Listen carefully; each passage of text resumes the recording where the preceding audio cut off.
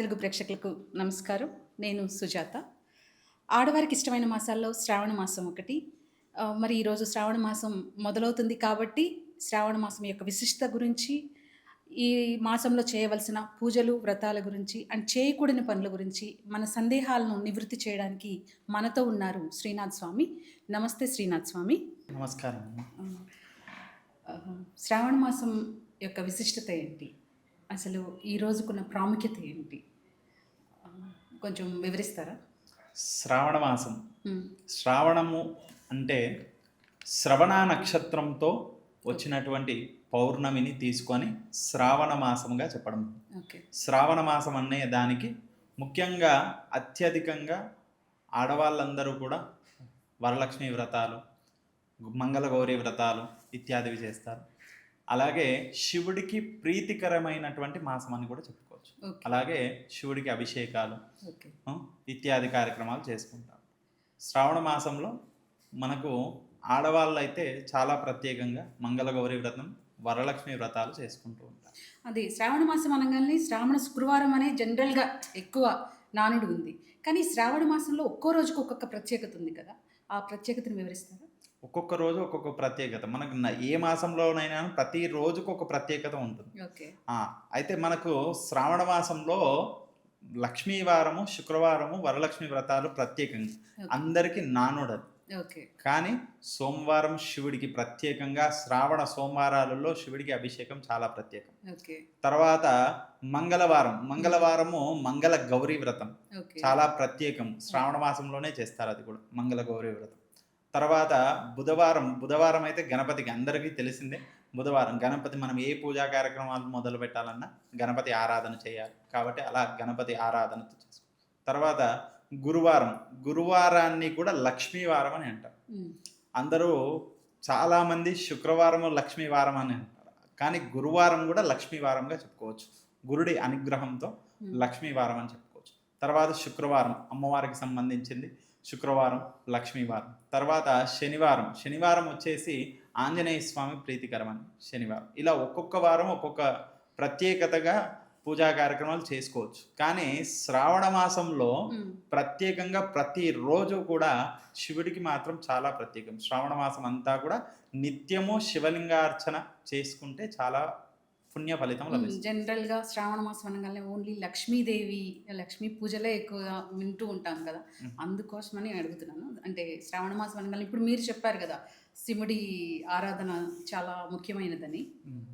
అయితే శ్రావణ మాసంలో జనాలకు అందరికీ కూడా బాగా అలవాటు అయిపోయింది ఏంటి, అమ్మవారి ఆరాధన, వరలక్ష్మి వ్రతం.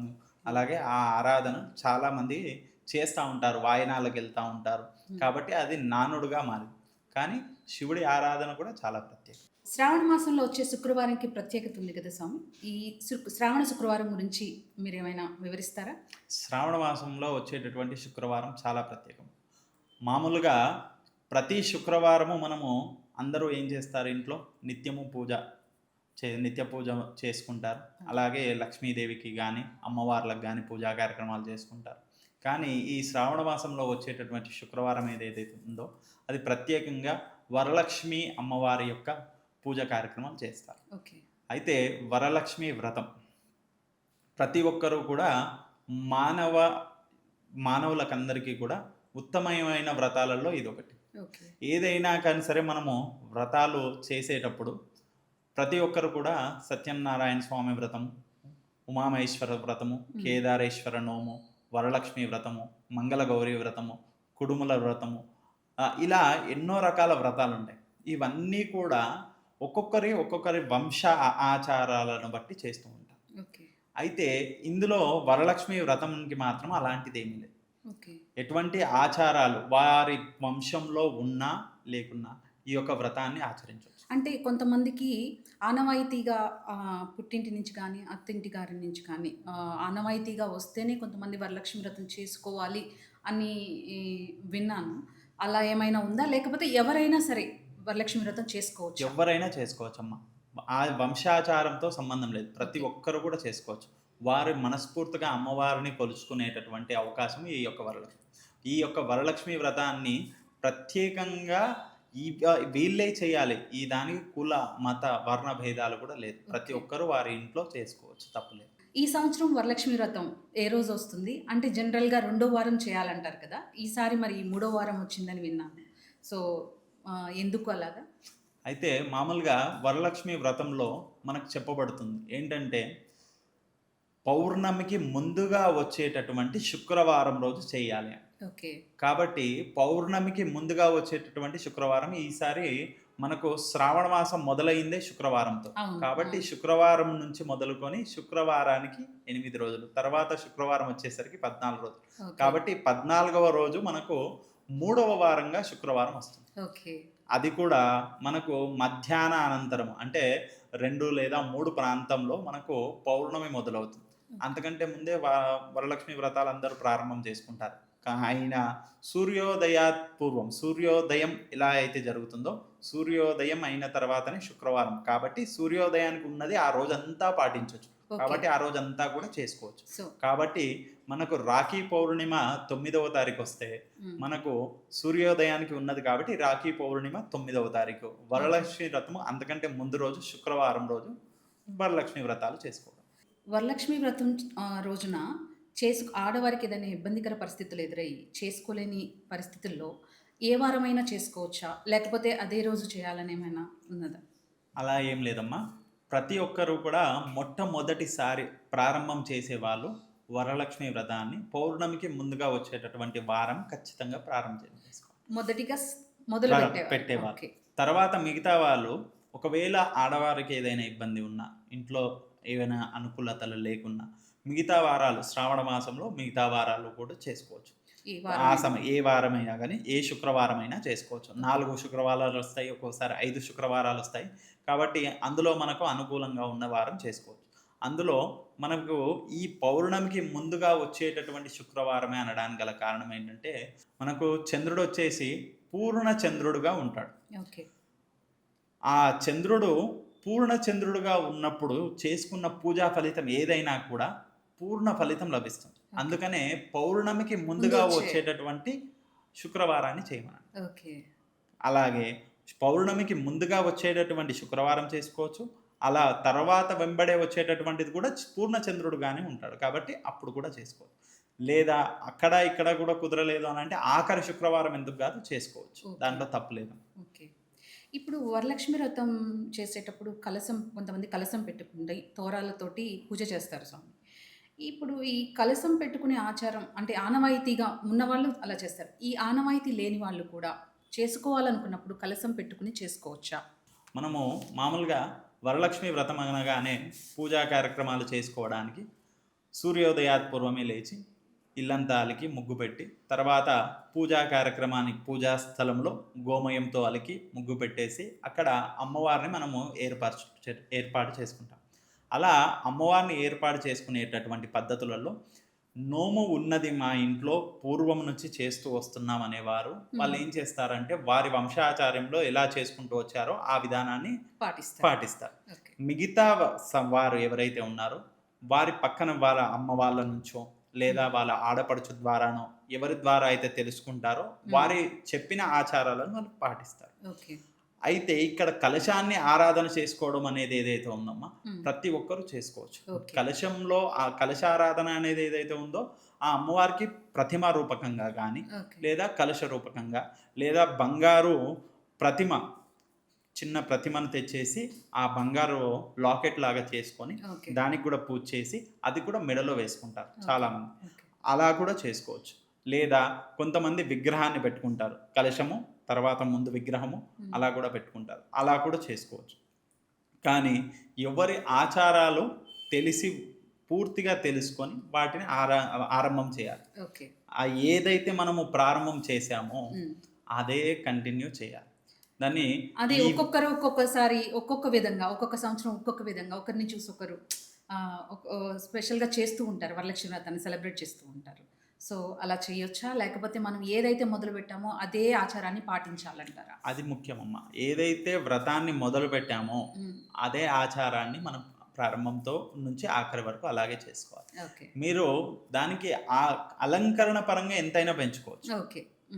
అలంకరణ పరంగా ఎంతైనా పెంచుకోవచ్చు. ఓకే. వస్త్రం మనము చీర ముందుగా మన దగ్గర ప్రారంభం చేసినప్పుడు 2 జాకెట్ ముక్కలే ఉన్నాయి పెట్టి పూజ చేశాం. అవును. నెక్స్ట్ మీకు కుదిరింది అమ్మవారి అనుగ్రహం లభించింది శారీ పెట్టండి. అవును. కానీ మీరు చేసే పద్ధతులు మాత్రము ఎప్పుడూ ఒకేలాగా ఉండవు. ఓకే. ఒకరు మీరు ప్రారంభం చేసినప్పుడు కలశం పెట్టి చేసి, తర్వాత మేము బంగారు అమ్మవారి విగ్రహం తెచ్చుకున్నామని తర్వాత విగ్రహం పెట్టేసుకొని, ఇలా ఒక్కొక్కసారి ఒక్కొక్క రకంగా కాకుండా, హ్మ్. అదే ప్రారంభాన్ని మాత్రం కంటిన్యూగా చేయాలి. దాన్ని మాత్రం విడవద్దు. ఓకే. ఇప్పుడు మరి వరలక్ష్మి వ్రతం రోజున అమ్మవారికి ఇష్టమైన ప్రసాదాలు ఉంటాయి కదా! మనకు పూజా పద్ధతులలో నైవేద్యాలు. నైవేద్యం. ఆ నైవేద్యాల్లో అంటే అమ్మవారికి ఇష్టమైన నైవేద్యం అంటే పర్టిక్యులర్‌గా ఏదైనా ఉందా? లేకపోతే మన శక్తి కొద్దీ మనం ఏదైనా చేసుకొని పెట్టొచ్చంటారా? నైవేద్యాల విషయానికొచ్చేసరికి చాలామందికి ఈ యొక్క డౌట్స్ ఉంటాయి. హ్మ్. ఏంటంటే ఎన్ని రకాల నైవేద్యాలు? హ్మ్. ఏం నైవేద్యం పెట్టాలి? హ్మ్. అయితే అమ్మవారికి ముఖ్యంగా శనగపిండితో చేసినటువంటి నైవేద్యాలు చాలా ప్రీతికరం. శనగపిండితో. ఓకే. కాబట్టి వరలక్ష్మి మాతకు శనగపిండితో చేసినటువంటి నైవేద్యాలు ఏవైనా పెట్టొచ్చు. ఓకే. వాటితో పాటు గారెలు, బూరెలు, వడలు ఇవన్నీ పూర్ణాలు. కూడా పూర్ణాలు. హ్మ్. ఈ వాయినాలలో ఇచ్చేటటువంటి నూనె పోలలు గానీ, గారెలు గానీ, లేదా పూర్ణాలు గానీ వాయినాలు ఇస్తారు కాబట్టి అవి చేసుకోవచ్చు. వాటితో పాటు ఒకరు 3 రకాల నైవేద్యాలు. 3 రకాలనగానే ఒకటి హ్మ్. నూనెతో చేసినటువంటి నైవేద్యం. ఓకే. ఏది గారెలు గానీ, బూరెలు గానీ. ఒకటి పాయసం ఓకే. స్వీట్‌గా. హ్మ్. మూడవది అన్నముతో చేసినటువంటిది పులిహోర. పులిహోర గాని. ఆ! ఆ! ఇలా 3 ముఖ్యంగా చేసుకొని పెట్టుకున్నా సరిపోతుంది. ఓకే. లేదా 5 రకాలు, లేదా 9 రకాలు, లేదా 11, 21 ఇలా ఎన్ని రకాలు కావాలంటే అన్ని రకాలు పిండి వంటలు, హ్మ్. అన్నముతో సంబంధించిన వంటలు ఇవన్నీ కూడా మనము చేసుకొని అమ్మవారికి నైవేద్యం పెట్టొచ్చు. వాయనం ఇవ్వవలసినది కాకుండా ఓకే. మిగతాయి అన్నీ కూడా ఎన్ని కావాలంటే అన్ని మనం చేసుకోవచ్చు. చేసుకొని అమ్మవారికి నైవేద్యం పెట్టొచ్చు. అదే ఏమంటారు నైవేద్యానికి కూడా సంఖ్యలు అనే లెక్కలు మాత్రం ఏమి లేదు. ఓకే. ఎంత కావాలన్నా అంత అమ్మవారికి చేసి చేసుకొని పెట్టుకో. మన ఇప్పుడు శక్తి కొలది. మనం ఇంట్లో చేసుకుంటాము. అన్నము, హ్మ్. కూరగాయ, సాంబారు ఇలా ఏవైతే చేస్తామో అలా చేసింది కూడా అమ్మవారి ముందు పెట్టొచ్చు. నైవేద్యంలో పెట్టొచ్చు. ఓకే. తప్పులేదు. ఓకే.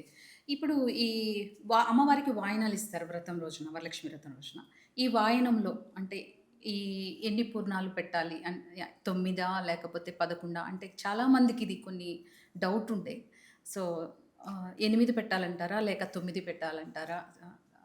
వాయినాలు. వాయనాల్లో. వాయినాలొచ్చేసమ్మా అమ్మవారికి మనం పెట్టేటటువంటి వాయినాలకు కూడా సంఖ్యతో సంబంధం లేదమ్మా. సంఖ్యతో సంబంధం లేదంట. 5 గాని, 9 గాని, 11 గాని పెట్టుకోవచ్చు ఓకే. తప్పులేదు. ఓకే. అంతే. దానికి ఇంత సంఖ్య అనేటటువంటిది ఓకే. ఏం లేదమ్మా. ఓకే. 5 గాని, 9 గాని పెడితే సరిపోతుంది. ఓకే. ఈ ముఖ్యంగా శ్రావణ శుక్రవారం వరలక్ష్మి వ్రతం రోజున ఆడపిల్లలు పాటించాల్సినటువంటి నియమాలు ప్రత్యేకించి ఏమైనా ఉన్నాయంటారా? ఇది ఆ వరలక్ష్మి వ్రతం రోజనే కదమ్మా! ప్రతిరోజు పాటించవలసినటువంటి నియమాలు. ఓకే. అవి చేసుకుంటే మనకి ఈ వ్రతంలో పూర్తిగా చెప్పబడిందే అదమ్మా. ఓకే. మనకు వ్రతంలో చెప్పబడిందే దానికోసం. ఈ వ్రతం చేయడం కూడా ఆడవాళ్ళు నియమాలన్నీ కూడా తెలుసుకొని, ఆ విధంగా ఆచరించాలనే ఉద్దేశంతోటే ఈ యొక్క వ్రతంలో కూడా చెప్పడం జరిగింది. ఓకే. కాబట్టి ఆడవాళ్ళు నియమాలనేటివి ఖచ్చితంగా చేయాల్సినటివే. సూర్యోదయాత్ పూర్వము లేవడం, ఇల్లంతా కూడా పరిశుభ్రం చేసుకోవడం, అలాగే ఇంటి ముందు ముగ్గు వేయడం, తర్వాత వంట వార్పు అన్నీ చేసుకోవడం, అమ్మవారికి సంబంధించిన నైవేద్యాలను సమకూర్చుకోవడం, అక్కడ పూజా స్థలంలో అన్ని పూజా సామాగ్రిని ఏర్పరచుకోవడం, ఇవన్నిటితో పాటు తాను లక్ష్మిగా తనకు తాను లక్ష్మిగా సింగారించుకోవడం. ఓకే. అలంకరణ అమ్మవారికి ఆడవాళ్ళకు ఇష్టం చాలా కాబట్టి. అమ్మవారికి ఇష్టము, ఆడవాళ్ళకి కూడా ఆడవాళ్ళకు ఇష్టం. ఇష్టం. అవును. కాబట్టి వాళ్ళు కూడా అలంకరించుకోవడం. అందులో ముఖ్యమైనటువంటివి ఏంటి? మనము చేసేటటువంటి నైవేద్యాలు కానీ, ఇతర ఏవి చేసినా కానీ, మనం పూజా స్థలంలో మనకు ఆడవాళ్ళు ఎలా ఉండాలంటే ముత్తైదువుగా ఉండాలి. ఓకే. సువాసినిగా, ముత్తైదువుగా ఉండేటటువంటివి అన్నీ కూడా తాను ధరించి ఉండాలి. ఓకే. ముత్తైదువుగా అంటే చేతికి నిండుగా గాజులు, కాళ్ళకు పట్టీలు. ఎందుకంటే ఇవన్నీ కూడా ఈరోజు రేపు సాఫ్ట్‌వేర్ కల్చర్ ద్వారా అవన్నీ కూడా తగ్గిపోతూ ఉన్నాయి. కాబట్టి వీటిని ఖచ్చితంగా పాటించాలని. ఆ! కాబట్టి నిండుగా చేతికి గాజులు, పట్టీలు, అలాగే నుదటన బొట్టు, కుంకుమతో కూడినటువంటి బొట్టు, ముఖానికి పసుపు, కాళ్ళకు పసుపు, పారాని, అలాగే జడ కూడా అల్లుకుని. అల్లుకొని. అందుకు ముఖ్య కారణం ఏంటంటే మనకు పూజకు నైవేద్యాలు చేస్తూ ఉంటాం. అందులో ఒక్కటి కనిపించినా కానీ అది నైవేద్యం పనికిరాదు, ఓకే. దేవుడికి ఎక్కదు, అమ్మవారికి సమర్పించలేము. కాబట్టి ఖచ్చితంగా జడల్లుకుని. జడ అల్లుకొని ఉండాలి. ఓకే. తల్లో పూలు ఇవన్నీ కూడా లక్ష్మికి సంబంధించినటువంటివి. ఇవన్నీ కూడా సువాసినికి సంబంధించినవన్నీ కూడా ఆ అమ్మవారు చూస్తే సంతోషపడుతుందంట. ఓకే. కాబట్టి తాను సంతోషపడి మనకు దీర్ఘ సుమంగళి యోగ్యత, లక్ష్మీ కటాక్షాన్ని తను కలుగజేస్తుంది. ఈ పండుగకి సంబంధించిన పురాణ కథలు ఏమైనా ఉన్నాయంటారా? ఉన్నాయమ్మా. ఉమ్. ముందుగా వరలక్ష్మి వ్రతం అనగానే ఉమ్. అందరికీ, మనకు తెలిసిన వాళ్ళకందరికీ కూడా లక్ష్మీదేవి తెలుసు. అవును. ఇప్పుడు మనకు ఆ అమ్మవారు వరలక్ష్మిగా ఇక్కడ మనం పూజింపబడుతుంది.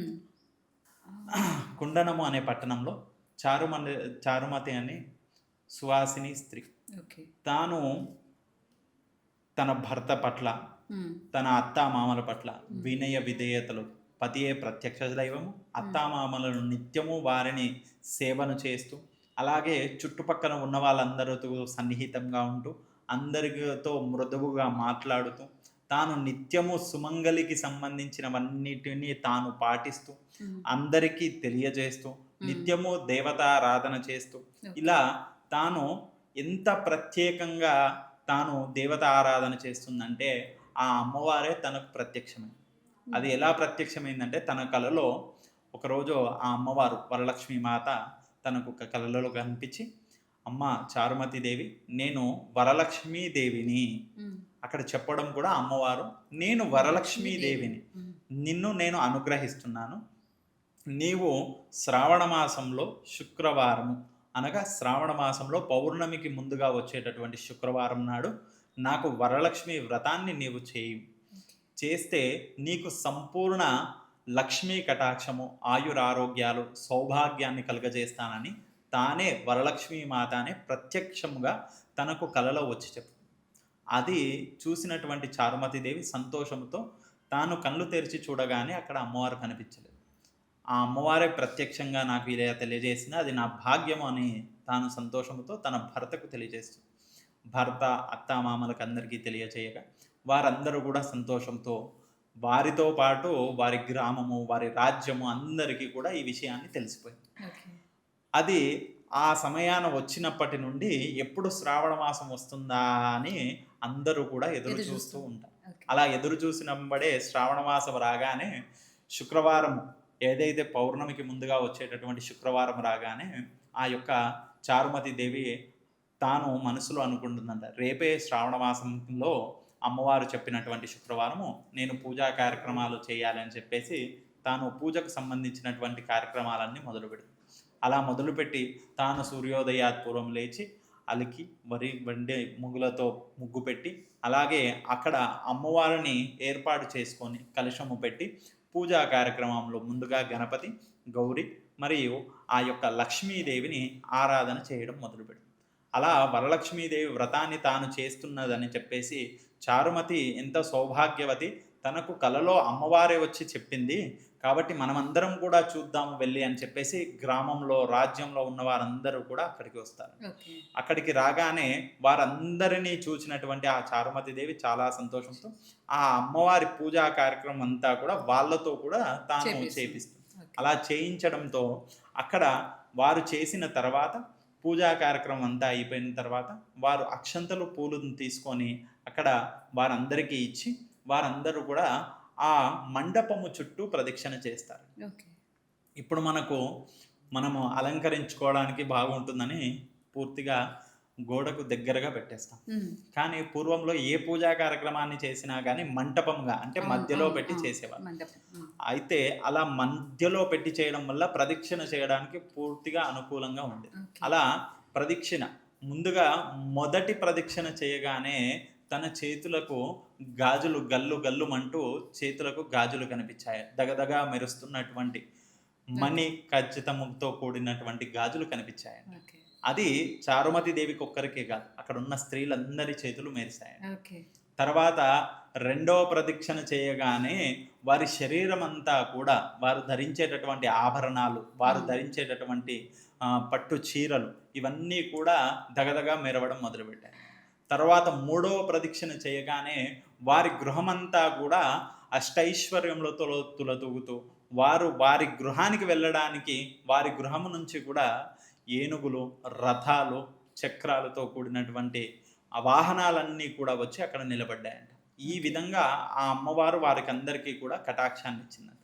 అది చూడగానే అక్కడ ఉన్నటువంటి స్త్రీలందరూ కూడా మనసులో అనుకుంటారంట, ఎంతటి సౌభాగ్యవతి ఆ యొక్క చారుమతి, తన వల్ల తనకే కాదు మనందరికీ కూడా ఈ యొక్క పుణ్య ఫలితం వచ్చే విధంగా చేసినారని చెప్పేసి ఆ యొక్క చారుమతి దేవికి అందరూ కూడా మంచి ఆశీర్వాదాన్ని ఇచ్చి అక్కడ నుండి అందరూ కూడా వారికి వచ్చినటువంటి అమ్మవారు ఇచ్చినటువంటి వాహనాలలో వారందరూ కూడా వెళ్ళిపోయారంట. అప్పుడు అక్కడ చారుమతి దేవి కూడా వచ్చినటువంటి అక్కడ బ్రాహ్మణునికి నమస్కరించుకొని తర్వాత తన భర్త అత్తామామల ద్వారా ఆశీర్వాదము, పెద్దలందరి ద్వారా ఆశీర్వాదం తీసుకొని ఈ యొక్క వరలక్ష్మి అమ్మవారికి రాత్రంతా కూడా భజనలు, కీర్తనలు చేసి ఆ అమ్మవారిని సంతోషపెడుతుంది. వచ్చిన వారికి అందరికీ కూడా వాయినాలు కూడా ఇచ్చారు. వాయనాలు అందులో మనకు ముఖ్యంగా తాంబూలం, 2 తమలపాకులు, ఒక ఖర్జూర పండు, ఒక్కలు, అలాగే వాటితో పాటు కుదిరిన వారు 2 జాకెట్ ముక్కలు ఇవ్వచ్చు, కుదిరిన వారు 2 అరటి పండ్లు, శనగలు నైవేద్యం, ఎవరి శక్తి కొలది వారు. అందులో కూడా అన్ని సువాసినికి సంబంధించినటువంటి వస్తువులన్నీ పెట్టుకోవచ్చు.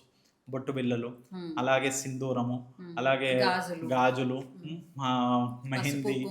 మెహిందీ ఇవన్నీ కూడా అందులో మనము చేర్చుకోవచ్చు. వాటితో పాటు నానబెట్టిన శనగలు నైవేద్యం, అవి కూడా వాయనంలో వాళ్ళు చేసినటువంటి ఉండ్రాలు, అలాగే వాటి కుడుములు కానీ లేదా పూర్ణాలు కానీ బొబ్బట్లు కానీ ఇవి ఏవైతే వాయినాలు చేస్తారో ఆ వాయినాల వాటిలో పెట్టి వారికి వాయినంగా ఇచ్చి తినమ్మ వాయనం, పుచ్చుకుంటున్నమ్మ వాయనం అని చెప్తూ ఆ యొక్క వాయినాలను ఇచ్చుకోవడం జరుగుతుంది. అలా ఇయ్యడం వల్ల వారికి అందులో ఉన్నటువంటి వస్తువులన్నీ కూడా ఏంటి అంటే సువాసినికి సంబంధించినటువంటి వస్తువులు కాబట్టి అవి ఇస్తే తనకు ఆ సువాసిని యోగ్యత ఇంకా పెరుగుతుంది, దీర్ఘ సుమంగళి యోగ్యత పెరుగుతుంది. కాబట్టి ఇవన్నీ కూడా ఇస్తారు. ఈ పూజా విధానంలో తోరణబంధం కానీ కంకణ బంధం కానీ కట్టుకుంటారు కదా, దాని విశిష్టత చెప్పగలరా స్వామి? తోరణబంధము అనగానే ఈ వరలక్ష్మి వ్రతానికి కంకణ ధారణ కంటే కూడా తోరణబంధనం ముఖ్యమైనది. ఆ తోరణబంధము 9 పూసలుగా దారం తీసుకొని దానికి 9 ముడులు వేసి ఆ యొక్క దానికి ఒక తమలపాకు, ఒక పసుపు కొమ్మ కట్టేసి కట్టుకోవచ్చు, లేదా ఒక పువ్వును కట్టేసి కట్టుకోవచ్చు, లేదా ఆ 9 ముడులు వేసిన చోట ఒక్కొక్క దానికి ఒక్కొక్క పువ్వును కట్టి కూడా కట్టుకోవచ్చు. కాబట్టి అలా బంధనము చేసుకొని ఆ యొక్క పూజా కార్యక్రమం చేసుకోవచ్చు. దాని విశిష్టత, ప్రత్యేకంగా దాని విశిష్టత పూజ ప్రారంభం మొదలవుతుంది అని అంటేనే ఆ తోరణ బంధనంతో ఆ పూజా కార్యక్రమంలో ఆ తోరణ బంధనం చేసుకొని ఆ పూజను చేసుకుంటే పూర్తి ఫలితం లభిస్తుంది. ఎందుకంటే ఏదైనా పూజా కార్యక్రమానికి మనం కంకణ ధారణ చేసుకున్నాం అంటే కంకణం కట్టుకున్నాను, నేను పూనుకున్నాను, ఈ పూజా కార్యక్రమాన్ని సంపూర్ణం చేస్తాను అని ఎలా అయితే చేస్తామో ఇక్కడ ఈ అమ్మవారికి ఈ తోరణ బంధనం అని ఆ 9 పోగులతో చేసినటువంటి దారాన్ని మనం కట్టుకొని ఈ యొక్క పూజా కార్యక్రమాన్ని సంపూర్ణం చేయడం జరుగుతుంది. ఈ వరలక్ష్మి వ్రతం దంపతుల సమేతంగా చేయాలంటారా, లేకపోతే ఒక్కరిగా కూడా చేసుకోవచ్చు అంటారా? ఈ వరలక్ష్మి వ్రతము అనేది ముఖ్యంగా ఏ పూజా కార్యక్రమం చేసినా దంపతియుక్తంగా చేసుకుంటే అది పూర్ణ ఫలితం లభిస్తుంది. వరలక్ష్మి వ్రతం అనేది అమ్మవారికి సంబంధించింది మేము ఒక్కరమే చేసుకుంటాం అనేది కాదు, దంపతియుక్తంగా చేసుకుంటే సంపూర్ణ ఫలితం లభిస్తుంది. కానీ ఈ వరలక్ష్మి వ్రతం అనేది ఆడవారు ప్రత్యేకంగా వాళ్ళు ఏం చేస్తారంటే మేమే చేసుకుంటామనే ఉద్దేశంతో అక్కడ వారు చేస్తారు. ఆ మగవారు ఆఫీస్కో ఎక్కడో వెళ్ళినా కానీ సరే వాళ్ళు ఆ సమయానికి కుదరని వాళ్ళు అలా చేసుకుంటారు. అలా కుదరనప్పుడు వారి కండువా కానీ వారి షర్ట్ కానీ వారి తొడపైన పెట్టుకొని ఈ పూజా కార్యక్రమాన్ని చేసుకుంటే సంపూర్ణ ఫలితం లభిస్తుంది. లేదు కుదిరిందంటే ఇద్దరు దంపతియుక్తంగా చేసుకుంటే ఇంకా మంచిది. చివరిగా శ్రావణ మాసంలో లక్ష్మీ కటాక్షం పూర్తిగా మనపై ఉండాలి అంటే ఏం చేయాలి? నిత్యము లక్ష్మీదేవిని కొలచడము. ఓకే. అంతకు మించినటువంటిది ఏమీ లేదు. పతియే ప్రత్యక్ష దైవం అని తనను పూజించడం. దాని తర్వాత ఉన్నటువంటి మన ఇంట్లో ఉన్నటువంటి అత్తామామల సేవ చేసుకోవడం. అలాగే పెద్దల పట్ల వినయ విధేయతలు ప్రదర్శించడం. అలాగే నిత్యము దైవతారాధన. హ్మ్. నిత్య దీపారాధన. ప్రాతకాలము, సాయంకాలము 2 పూటల దీపారాధన చేసుకోవడం. అమ్మవారికి చాలా సంతోషకరమైనటువంటి విషయాలు ఇవి. కాబట్టి అవి పాటిస్తే అమ్మవారు సంతోషపడుతుంది. అలాగే మనకు లక్ష్మీ కటాక్షాన్ని వరప్రసాదంగా ఇస్తుంది. ఇలాంటి మరిన్ని ఇంట్రెస్టింగ్ వీడియోస్‌తో మీ ముందుకొస్తాను. This is Sujatha signing of.